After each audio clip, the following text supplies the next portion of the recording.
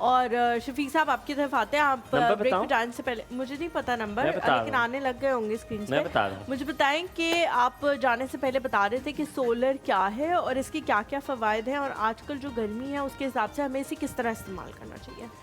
देखिए, जैसे मैं बता रहा था कि सोलर हम यूज़ करते हैं as a alternate source of energy. इसका सबसे बड़ा हमें फ़ायदा ये होता है कि हम सूरज से जो है वो बिजली हासिल कर लेते हैं और इसमें हमें कोई ऐसे इजाफी कह लें कॉस्ट नहीं पड़ती। एडिशनली हमें इनिशियली हमें सिर्फ और सिर्फ पैनल्स, बैटरी या इन्वर्टर ख़रीदना पड़ता है। और एक अगर जो हम नॉर्मली सोलर पैनल की लाइफ की बात कर लें तो अब 25 से 30 इयर्स तक उसकी लाइफ है। ठीक है। और अगर जो हम बेसिक आजकल एक्सपेंसेस की बात कर लें तो सबसे ज़्यादा जो बजट है हमारा वो बिल्स पे आ रहा होता है, जिसमें आपका टेलीफोन का बिल हो गया, बिजली का बिल हो गया, गैस का बिल हो गया।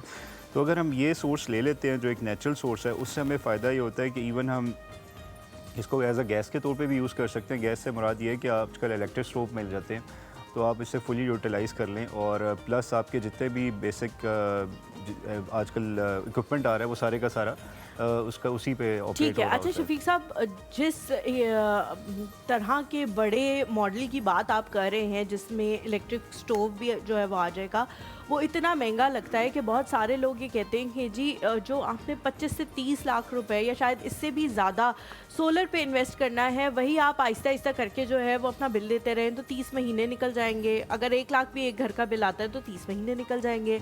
अगर उससे कम आप थोड़ी सी बिजली इस्तेमाल कर लें, जिस तरह सर्दियों में बिजली का बिल कम आने लग जाता है तो उससे भी ज़्यादा टाइम निकल जाएगा।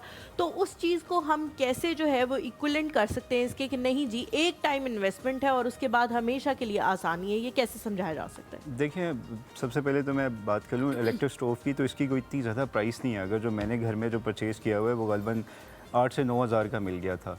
उस पे जब भी अक्सर आजकल तो गैस भी अवेलेबल नहीं होती। इवन इस बार गर्मियों में भी लोड शेडिंग हो रही है जी, हमारी, जी। तो गैस की रात को 10 बजे चली जाती है और सुबह 9 बजे आती है। तो उस दौरान भी अगर जो हमें कोई चाहिए होता है तो हम उसको डायरेक्ट इलेक्ट्रिक पे कर लेते हैं। एज़ फार एज़ जो आपने सवाल पूछा कि इसकी हम बजाय बिल देते रहें, देखें अभी जो कॉस्ट है सोलर की वो बहुत कम हो चुकी है।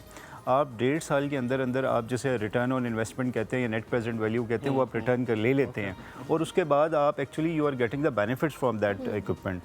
तो अब पहले अगर जो हम बात कर लें 4-5 साल पहले या 6-7 साल पहले, तो येस यू आर राइट कि इसकी इतनी ज़्यादा कॉस्ट थी कि इसमें 4 से 5 साल लग जाते थे आपको वो रिटर्न्स लेते लेते। लेकिन अब 1.5 साल के अंदर अंदर आप रिटर्न्स ले लेते हैं, तो I think so this is the best alternate source of energy. Shafiq, then again there is one thing more important जो यहाँ पर अब हम थोड़ा सा अब इसको बिल की तरफ लेकर, जो फाइनेंस बिल था, अब क्या प्राइसेस और कम होंगी? क्योंकि इंपोर्ट अगर आप सोलर करेंगे तो उस पर 18% तकरीबन टैक्स लगा, जितना मुझे जहन में है 18% लगा है। तो यानी कि अगर आप पाकिस्तान में इसको मैन्युफैक्चर करें, पाकिस्तान में प्रोसेस करें, तो वो आपको ज़्यादा सस्ता पड़ेगा। That means they have appreciated कि पाकिस्तान में जो है वो सोलर की प्रोडक्शन हो। तो क्या आप पाकिस्तान में ही प्रोडक्शन करते हैं? अगर करते हैं तो अब आपकी प्राइसेस में चेंजेस आएंगे?